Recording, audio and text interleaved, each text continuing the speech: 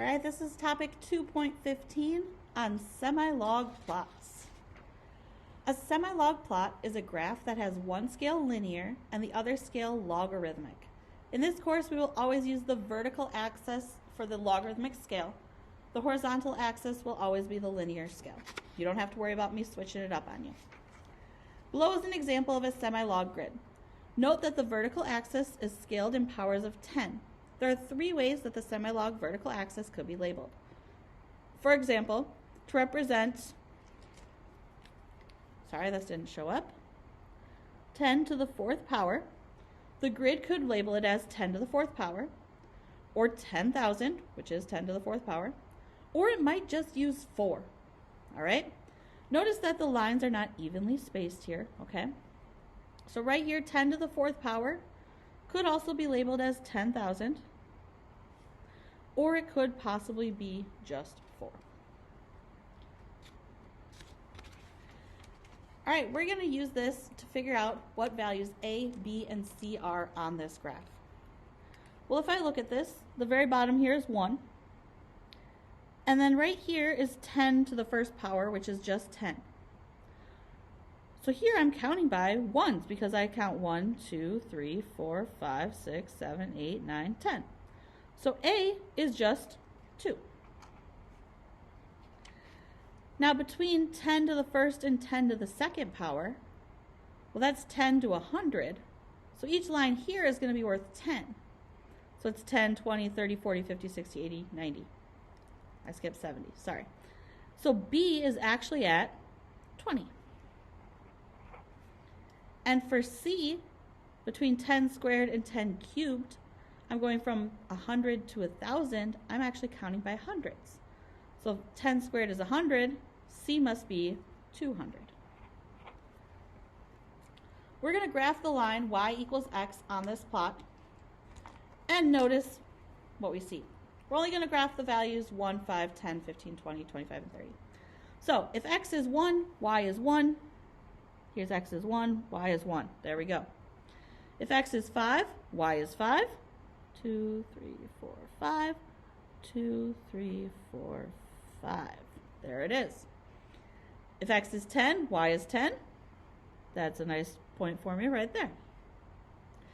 15, 15, so 11, 12, 13, 14, 15.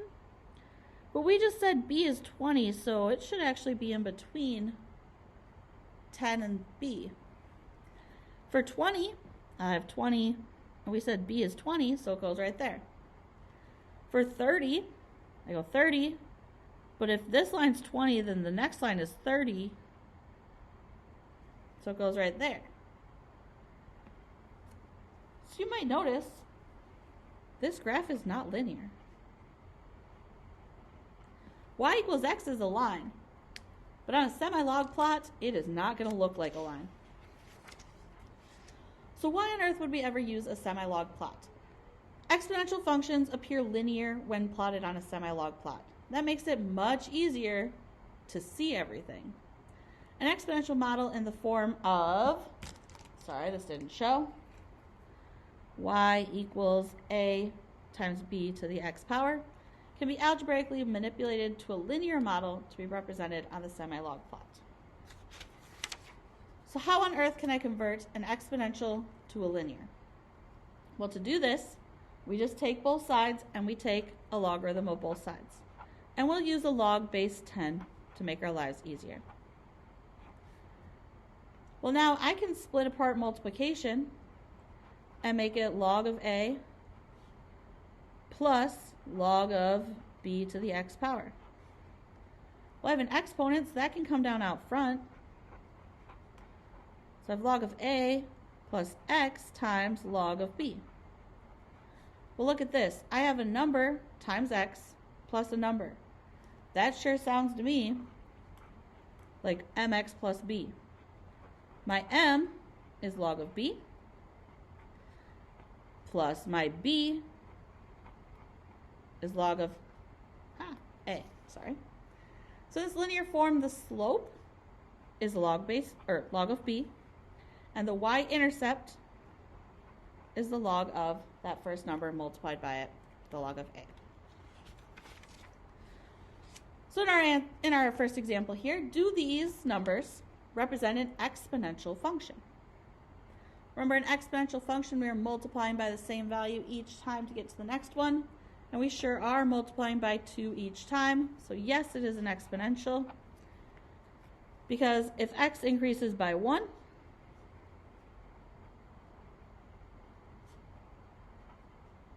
y increases by a factor of 2. Meaning that I multiply y every time I add to x. So what is the equation of this function? Well, we want our initial term. So if I'm multiplying by 2 each time, my initial term, which is x being 0, is going to be a half. So y equals 1/2 times, well, we're multiplying by 2 each time, to the x power. Let's convert that to linear form by taking a log of both sides. So the log of y equals the log of 1/2 times 2 to the x power. Well, I could shorten this by looking at what we just said.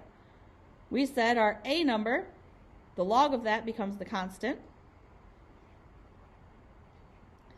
And our b number, the base, the log of that becomes our slope. So log of 2 times x plus log of 1/2. There is our linear form of the equation. Now we're going to complete the table of values for the equation we just found and graph both the exponential and linear functions on this grid. So if x is 1, then y is log of 2 times 1 plus log of 1/2, which should give me 0.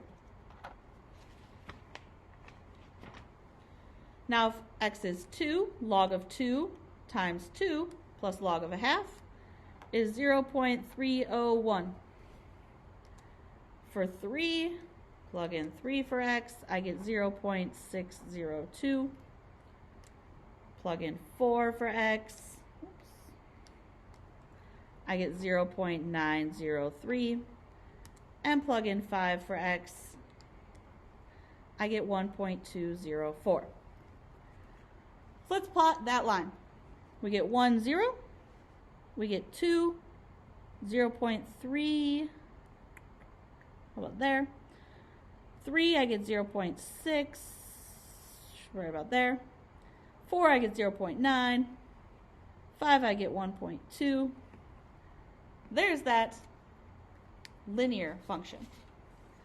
Now to graph the original function we had, 1/2 times 2 to the x power, well, if x is 0, I get 1/2. If x is 1, I get 1. If x is 2, I get 2, because it gave me all this in the table, right? 3, I get 4. 4, I get 8. 5, I get 16. If I continued that on, I'm going off my graph really quickly. So turning it into a linear function instead makes it so it'll fit more nicely on my graph. All right, let's look at example 2. We are going to plot these values from our table. So I have 1, 5,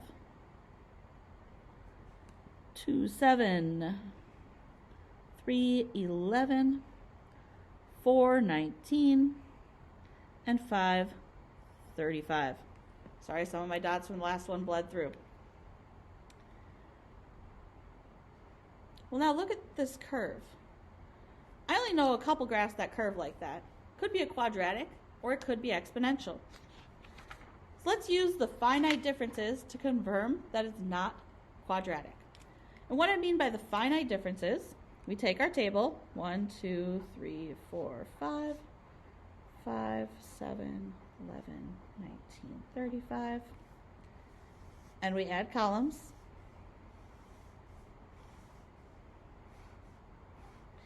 We look at our first differences.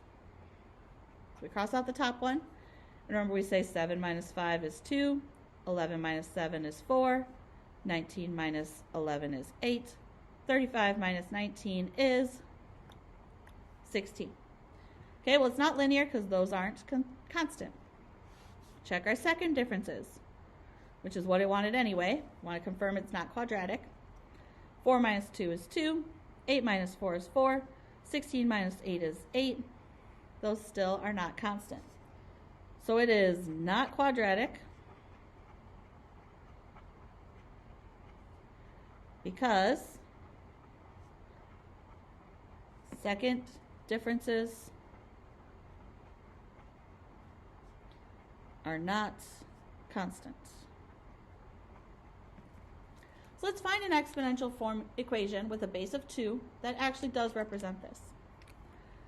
Well, I'm going up by 2, then 4, then 8. Sounds like I'm going up by factors of 2.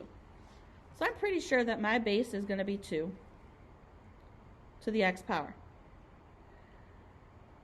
Now, if it was just 2 to the x power, I would have 2, 4, 8, 16, 32. Every single time it's 3 more than that.